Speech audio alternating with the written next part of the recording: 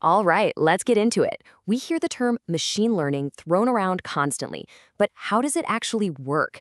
Well, today we're peeling back the curtain on the three main ways machines learn. This is the secret sauce behind so much of the tech we use every single day.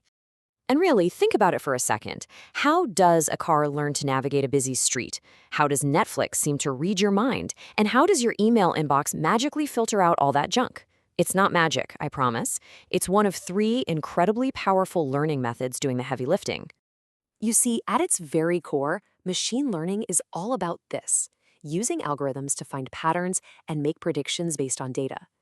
So instead of a human programmer writing a million lines of code with hard set rules, the machine learns the rules all by itself. Okay, so let's start with the one that's probably the most intuitive, the most common way a machine learns.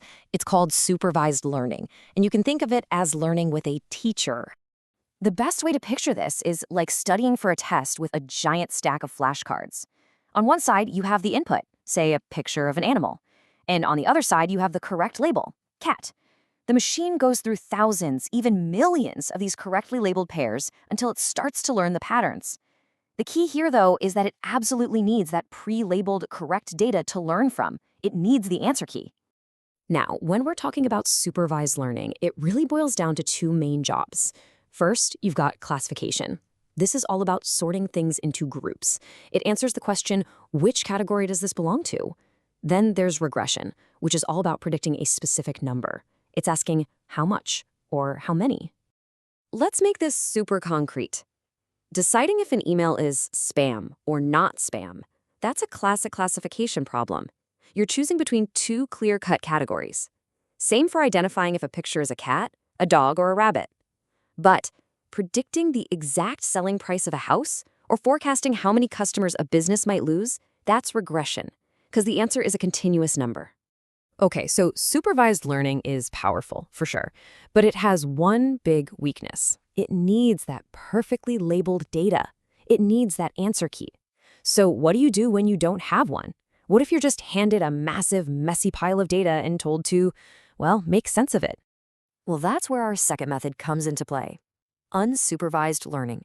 This is where the machine has to become a detective, an explorer, finding hidden structures all on its own.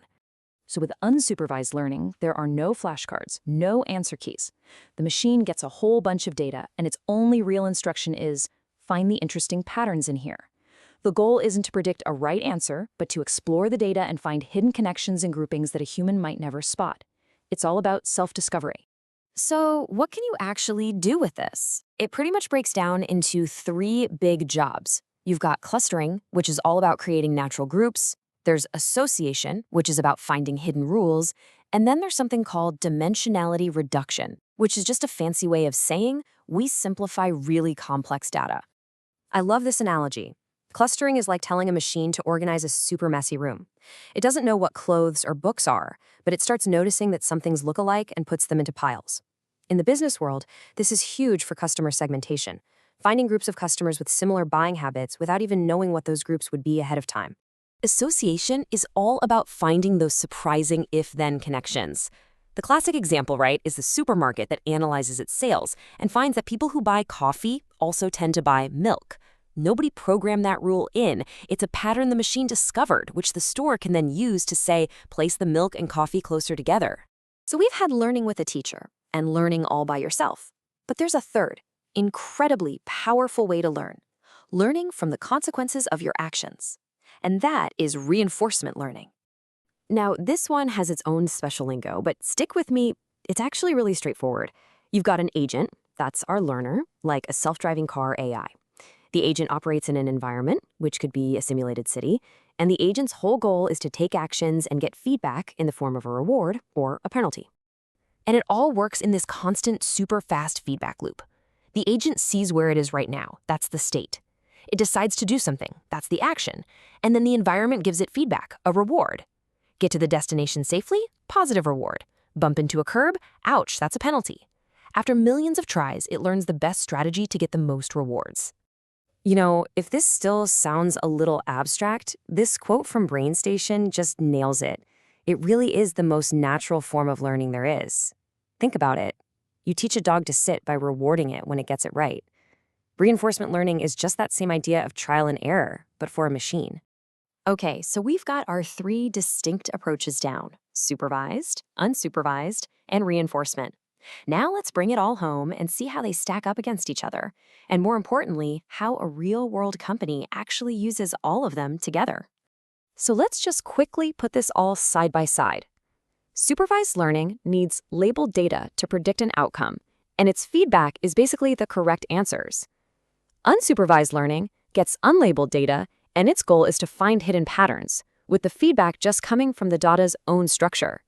And then you've got reinforcement learning, which starts with no data and learns by taking actions to maximize rewards from its environment. Now, it's tempting to think that companies just pick one of these tools for a job, right? But the real magic, the really powerful stuff, happens when they start combining them.